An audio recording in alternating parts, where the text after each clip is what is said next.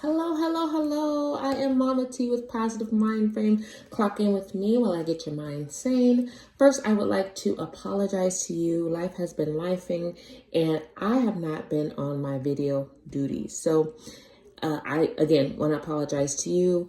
Ebony did not remind me because guess what? I'm grown. She shouldn't have to remind me. Truth nugget, you should have dropped that symbol down there. But once you are grown and you make a commitment, no one should have to remind you of your commitments. But for some reason, it just kind of slipped by my mind and I apologize. So I'm doing it today. Ebony doesn't even know that I'm doing it today. She probably thought I forgot, but hey, I'm here. But thank you again for joining in. And if this is your first time with me, this little symbol right here, drop that if anything that I say penetrates your heart, that touches your spirit, or just make you say, that was truth. I want you to drop that down in the comments. That way I know that you are listening, and it's kind of an interaction thing as well. Okay, so my last week, looking at the videos, Ebony was on her P's and Q's and she dropped her video and I did not drop mine. But again, I apologize for that. But what Ebony did last week was she did the prayer for those individuals going back to school. Our Texas schools has been in for a couple of weeks, I want to say, but I know from Nebraska, I know that they started, I want to say last week. And so she gave a nice prayer covering the children that are going back to school. And if you're an adult and you went back to college, hey, thumbs up to you. So piggybacking off of what Ebony does, I am also going to do this. I'm not doing a prayer. I'm not doing that, but I'm going to talk to you about the School of Hard Knocks. This is for the individuals who could not wait for their kids to go back to school because they just need a breather. This video is for anybody that seems like hell is kicking at their door and just cannot get a breath of fresh air. The School of Hard Knocks is when it seems like it's one thing after another, after another, after another, and nothing seems to go right. This video is for you. So we were privy to have some amazing people come to our house the other day. And I really got to understand, especially if you go to church, sometimes there's always that mask up. Like everyone is perfect, everything is doing well, everything is going hunky-dory. But then when you sit down with individuals, you find out there's really some things that's going on. And I know that it seems to be everywhere, not just in the church, but I know it's everywhere. People are having a hard time financially, emotionally, spiritually. It's just so much going on. And no one is talking about it. It's maybe because it's kind of like a catch-22. Like, I don't want to talk about it because it's not going to help.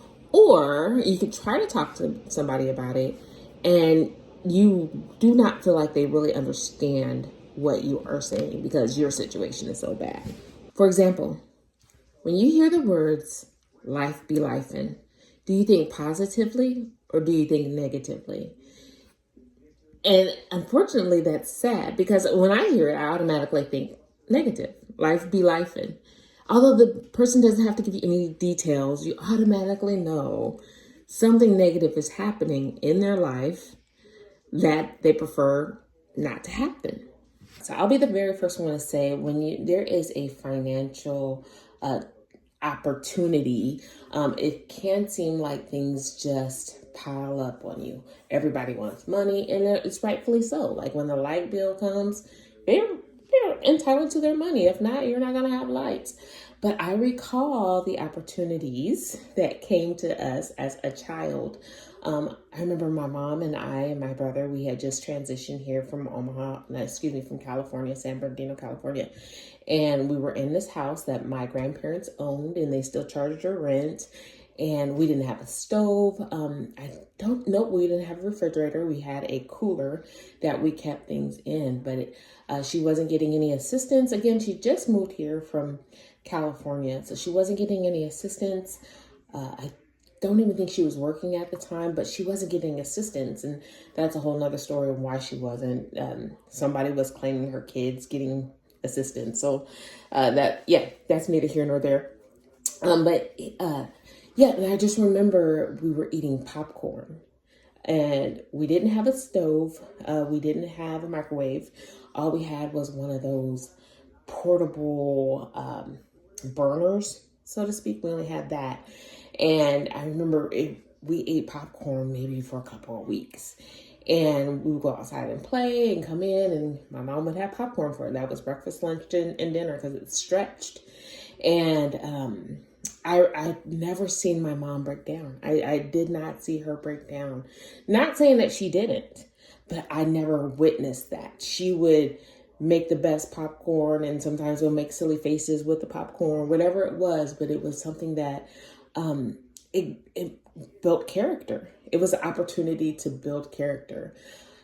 Yeah, as a kid, you're like, man, I want some grilled cheese. I want something else. But, and she would just say, I know, it's coming. And she would always say, it's coming. You just gotta, for today, eat this. And so now that I look back, I was like, she was just building character within us. And even though we didn't have a lot, that opportunity to build another mindset, like this is what you have today, eat this today.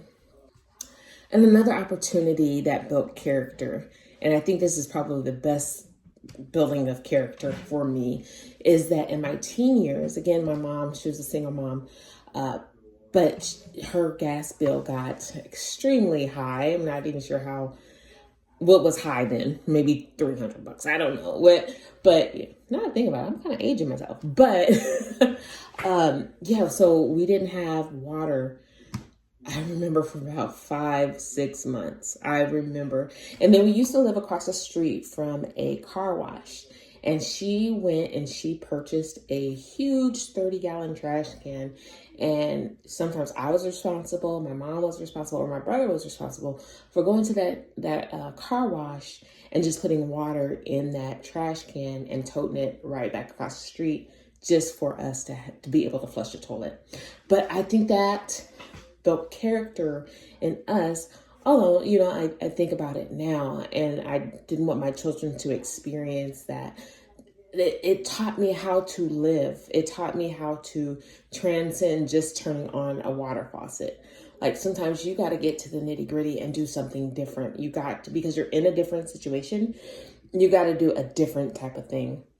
And and I don't think if I've ever had that experience of being without water, I couldn't appreciate water as much as I do. And, and flushing of the toilet and turning on the sink and things just being accessible to me at that time. So it's always an opportunity. You can look at this thing as chaotic. It can be a chaotic situation, or you can see an opportunity. I would never have the opportunity to live without water if I never lived without water.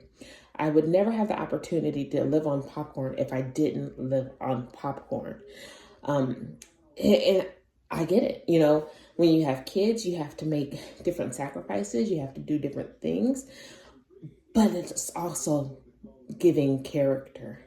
Now, I've also noticed when you talk to individuals and you say, hey, they come to you for an opportunity to maybe vent or some advice. So they sit there with you and they tell you this is what's going on. And you say, well, I've been there. I know exactly where you're at because you trust me with this information. I know exactly where you're at. And, maybe you should try A, B, C, D. And then they would counteract what you just said and say, well, it's different for you because you have A, B, C, and D, and I don't have that. And and I have done this, and I will just say, when I do that, it's stupid. Don't say that. Don't say, when you're coming to somebody and you're telling them, my life is not, quote unquote, this is not me. My life is terrible because I have these kids and I'm young. Well, yeah, I have these kids when I'm young too. Yeah, but it's different for you because you had a boyfriend around and you weren't single. So it's like the situation is the same.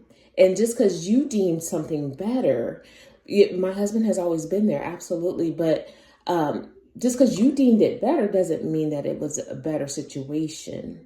Does that make sense? Like, well, you have help. Well, you do too. Maybe it's not from who you expect it to come from, but you have help as well. And yeah, so it seems like people want to stay in that situation, and it's justified because it's not exactly your situation. So you have to really say, are you looking for help? Or are you looking for pity? You just tell me before you even come to me, I'm looking for you to pity me. Okay, I pity you. Or if you're looking for help, then let me give you some advice. I will tell you, most of the humans that are going through stuff, it's nothing new. So don't act like you're isolated in a box and nobody understands or nobody can help. 1 plus 1 is still 2. So yeah, 1 plus 1, but 1 having flowers on it as opposed to this one not having flowers on it still equals 2. So it doesn't, there's really not a better situation or a worse situation. I hope that makes sense. Like I said before, all situations, there's really nothing new under the sun, even opportunities or chaos. There's nothing new. So when you go to someone and you ask for their opinion, or you don't ask for their opinion, whatever it is, and they know about your situation and they're giving some advice, at least try it. I mean, right now you're in a situation, so just at least try it. That's my thought. But yeah, that's just my thought. That's just my spiel. We all have an opportunity to be in the school of hard knocks. We all have that. We all have that. Life can be life, but life, if you really believe it, can be what you're made of. You can make life whatever you choose it to be.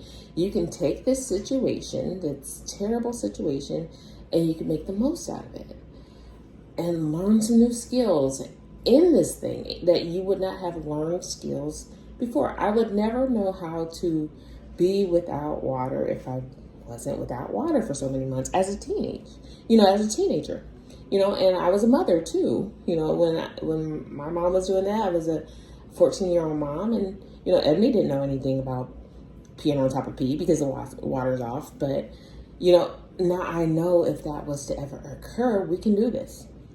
We can do it.